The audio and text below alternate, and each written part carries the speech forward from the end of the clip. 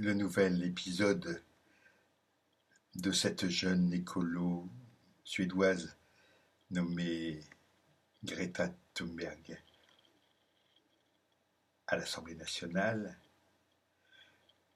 devant des députés qui, pour certains, majoritairement ont voté en faveur du CETA, c'est-à-dire ce traité commercial qui évidemment va encore une fois laisser la France et l'Europe en pieds et mains liés face au déferlement du commerce arrogant, se donnant les moyens juridiques de tout écraser venu des États-Unis. C'est assez bidonnant quelque part. Parce que voilà, on fait venir cette môme. Je ne veux pas me prononcer sur le fait si elle est manipulée. Ça n'a pas beaucoup d'importance. Ce qui est important, c'est de pointer la contradiction entre cette espèce de déferlement de bons sentiments ou de haine, parce qu'il y a aussi à droite et à l'extrême droite de la haine vis-à-vis de cet enfant. C'est d'ailleurs odieux. Et je trouve que on s'en préoccupe beaucoup plus que des mômes qui fabriquent nos smartphones, hein, dans des usines pourries du tiers-monde à la Schlag. Voilà. Donc, il faut remettre les choses à leur place. Mais cela dit, ça me rappelle un épisode de l'histoire, évidemment, beaucoup plus ancien, très ancien, c'est du XIIIe siècle, et qu'on a appelé la croisade des enfants. Alors, il y a une ambiguïté sur le mot puéri.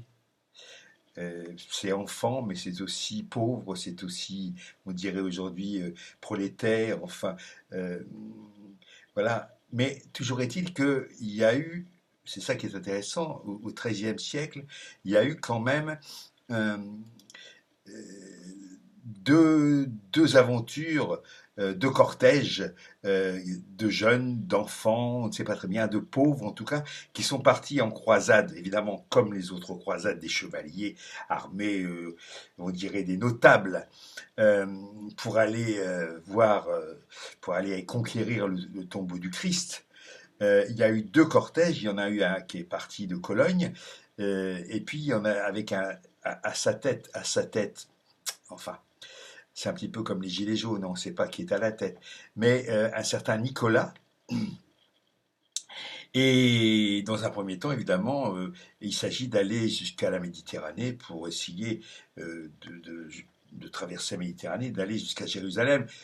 Certains pensent qu'évidemment, comme ils sont les envoyés de Dieu, la terre va s'ouvrir, enfin pas la terre, la mer va s'ouvrir devant eux comme devant Moïse. En France, ça se termine très mal, hein, cette histoire.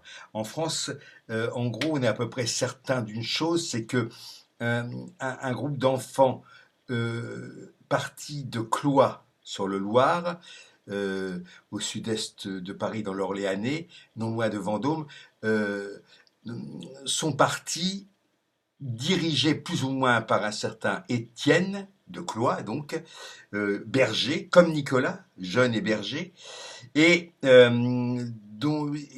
alors ils partent bizarrement, ils partent vers Saint-Denis, c'est-à-dire ils montent vers le nord parce qu'ils pensent trouver le roi Philippe Auguste, pour lui demander des subsides pour aller aller voir Jérusalem et reconquérir, comme les autres, qui avaient échoué d'ailleurs, le tombeau du Christ. Mais ils vont faire un périple, ils vont même aller jusqu'à Laon, enfin ils vont passer par la Picardie, et ils vont redescendre ensuite sur Paris, mais le roi de France, Philippe Auguste, on n'est pas tout sûr qu'il les ait reçus, il était plutôt même, on est sûr par contre qu'il était contre.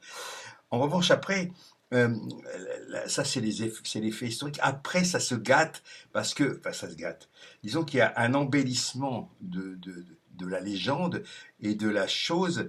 Et donc ces croisés jeunes, enfants, euh, évidemment, veulent aller vers Marseille. Certains veulent passer les Alpes pour aller voir le pape carrément à Rome. Et là aussi, ça va mal se terminer. On n'est pas tout à fait sûr d'ailleurs de la façon dont ça va se passer. On dit que certains sont partis sur des bateaux à Marseille, mais en fait ces bateaux euh,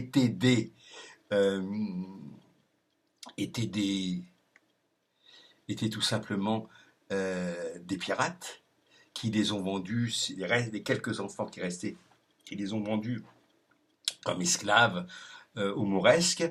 Et pareillement, ceux qui sont allés vers les Alpes et pour traverser les Alpes, ça s'est très mal terminé. Ce que je voulais dire simplement, c'est que on a là un phénomène millénariste. Et, comme il y en a eu d'autres, hein, alors 1000, mais là on est en 1300. C'est une période à la fois de renaissance médiévale, où il se passe plein de choses. C'est pas du tout une période sombre, épouvantable. C'est une période au contraire de prospérité économique. Donc on peut se poser la question, pourquoi est-ce qu'il y a des gens qui partent alors que c'est plutôt la prospérité? Pourquoi est-ce qu'il y a des jeunes qui partent, bien qu'il y ait des pauvres évidemment? Bon, et pourquoi est-ce que finalement, ne pas confondre cette histoire-là avec la croisade des Pastoureaux qui s'est passée au moment où Saint-Louis a échoué, lui, à la croisade.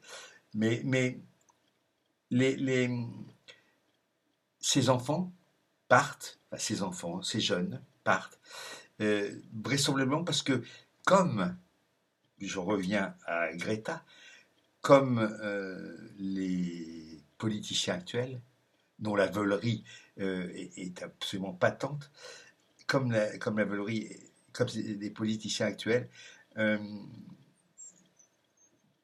ne répondent pas aux attentes des gens. Et les chevaliers qui partent armés, ils partent surtout pour l'appât du gain. On oublie ça. Ils vont pas seulement. Il y a peut-être des motivations religieuses, mais il y a essentiellement aller foutre la pile aux musulmans et de façon à se goinfrer les richesses du pays. D'accord, comme toujours, comme toujours. Voilà.